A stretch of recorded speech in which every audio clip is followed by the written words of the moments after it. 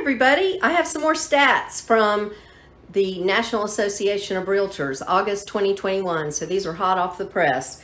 In the last 12 months, 10% of the people that bought homes bought them sight unseen. Now you may think that that number's crazy, but pre-pandemic, 3% of buyers bought houses sight unseen. I don't think I could be one of those because I am a visual. I have to lay my hands on something to see it, but that's an interesting stat.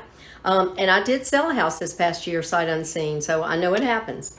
1/6 of buyers bought a home during COVID for a multi-generational family, which is huge because I think the compound, and maybe that's not the best word for it, the compound where people were kind of gathering around during COVID and the immediate family was the only one in and able to get around and do things is very popular now, and who knows what the future holds. So why not get a house that mom and dad, grandma and grandpa, and all the kids can live in? So that's something else for builders to think about, is multi-generational housing, because I think it's going to be big moving forward.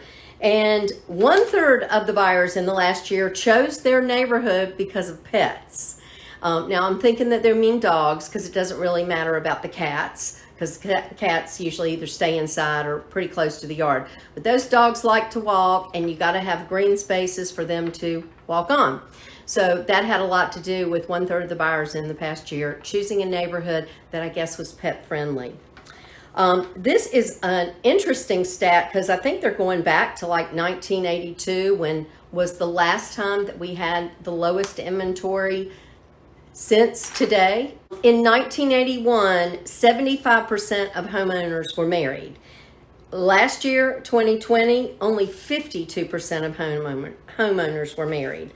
And Fizbo's, which is for sale by owner, we acronym it Fizbo, was only 8% of the market in 2020. I think sellers probably didn't want to do that by themselves, and they also thought that, hey, I get an agent to come do it, and she can probably, or he can probably make more money than I can do it on my own, or the money I would save by not using a listing agent. And truly, that there is some truth to that. I've seen it happen where someone has priced their home. I go in and I say, okay, you were on the market for sale by owner for this, but now you're on the market with me, and here's what I say, and we get that and maybe a little bit more. So there is something to be said for having expertise in your side.